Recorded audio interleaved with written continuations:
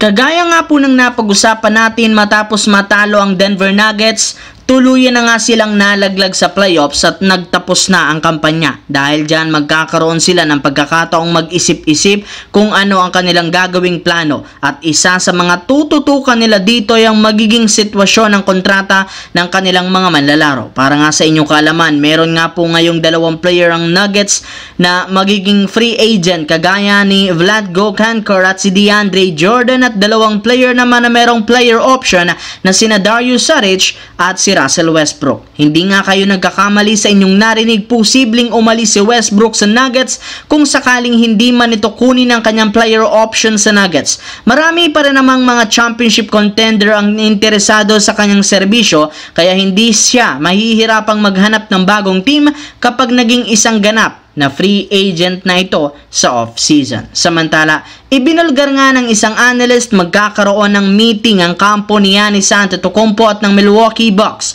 para pag-usapan ang future nito sa team. Diyan nga natin malalaman kung mananatili ito sa lineup o lilipat na siya ng ibang kupunan as soon as possible. Pero kung si Giannis Antetokounmpo ang tatanungin, mas gugustuhin nga nitong umalis sa Milwaukee at lumipat ng bagong kupunan na merong malaking market kagaya ng New York Knicks, Golden State at Los Angeles Lakers. Isa nga ang Lakers na may pinakamataas na tsansang sunod na paglaruan ni Giannis, lalo pat andito rin naman si Luka Doncic na gusto niyang maging katandem para sa kampyonato. Pero dahil hawak at wala siyang hawak na no trade clause, hindi siya magdedesisyon nito sa kung siya ang sunod na posibleng maglaro, bagkus ang front office nga ng Milwaukee ang siyang magde-decide at maghahanap ng bagong team nito na sunod niyang mapupuntahan. Kaya kahit gustuhin ito na maglaro sa Lakers, magdedepende pa rin naman ito sa magiging desisyon ng Milwaukee Bucks.